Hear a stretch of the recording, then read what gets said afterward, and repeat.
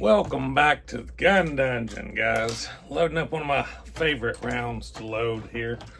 The old 44 Magnum. Now these are not any hot rod loads by any means. This is a 240 grain bare lead bullet. I like loading these things just because they're pretty, if nothing else. But it's just a unique load. Nothing super stout, nothing crazy. Just a decent little target load, and I need some more of those loaded, so that's what I'm loading. I might switch over after I get a bunch of these loaded and make some big boomers. Not with these bullets, of course, go to a jacketed bullet, but for now, this is what I'm loading, and these are a pleasure to load. I like loading anything with a roll crimp, it's just pretty. But, you know, a lot of people may not like it, and it's gonna kind of be my segue into my topic here. And the topic of this is gun owners really not sticking together when it comes to things that they don't have interest in, or they don't particularly care for, or doesn't affect them, things of that nature.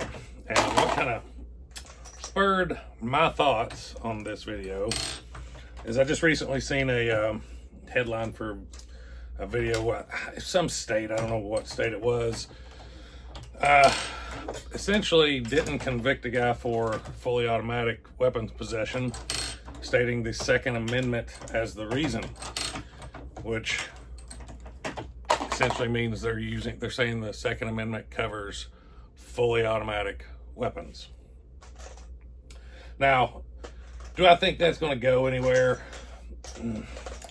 Probably not.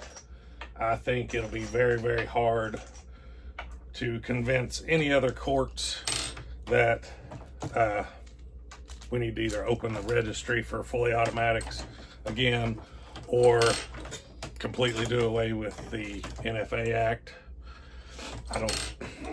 I would love to see it happen. I don't see it happening. Don't foresee it happening, but I would love to see it happen. But, you know, my issue is I seen a bunch of comments following that were something along the lines of, I'm a gun owner, but I think we should have semi-automatic AR-15s, but, and the but always comes with, I don't think everybody should have machine guns, or I don't this, I don't that. Well, listen here, pub. It don't matter what you think. We're all part of the gun community, and if we can get that case pushed through, that's exactly what we need to do. If you don't have anything positive to say about it, shut up. Because the last thing we need is our own creating a voice that can be used against us. We don't need to give the left the option to say, well, look at all these gun owners that don't support this, because that's the last thing that we need. It don't matter if it's machine guns, it don't matter if it's bump stocks, it don't matter if it's pistol braces, it doesn't matter. I'm not saying you should have to have a machine gun or that you should have to use a bump stock.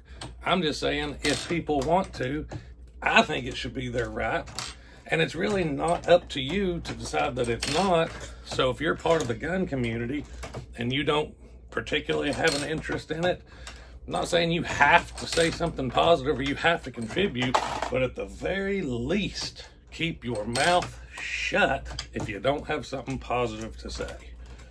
And I think we, as the gun community, need to do a better job policing our own when it comes to this.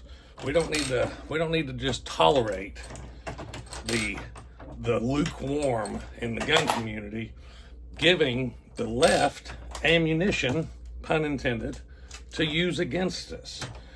And that's how we wound up in the position we're in now, where we have such stringent registrations, we have background checks, we have a lot of stuff that are in fact infringements. Call it what you want. Every single gun law is an infringement. But we've wound up where we're at by giving a little piece of the pie, a little bit here, a little bit there. Oh, let's compromise on the middle ground. Let's meet in the middle. Problem is, the middle has never slid our direction. The middle has always been a little bit further from what we want and a little bit closer to what the anti-gunners want.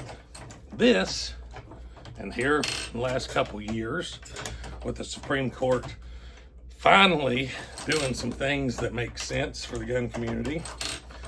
Here recently, we've been getting our little slice of the pie here and there. And we need to continue to do so while we can, because make no mistake, there will be a day where we will start losing that slice of pie again. There will be a day when the Supreme Court is not Second Amendment friendly. So while we can make hay, we need to do it. The sun is shining. Make hay while the sun is shining, as the old saying goes. So my challenge to you guys, as the gun community, police it amongst ourselves. You see somebody talking crap, put them in their place. If they're a gun guy and they're saying, oh, this and this, but, no, there is no but. Take your butt on outside, sit in the truck. We don't need to be having that.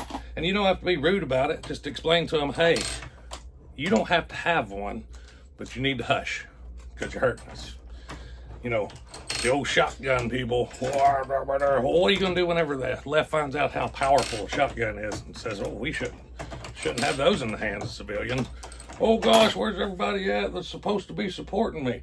Well, you done threw them under the bus, Papaw. You done threw everybody else under the bus. Nobody has any ARs, nobody has any bump stocks, no nothing. And now they're going to take your shotgun. And that's how we get there. Now, the other way, we start winning a few cases here and there, start getting some momentum on our side, we need to enforce it.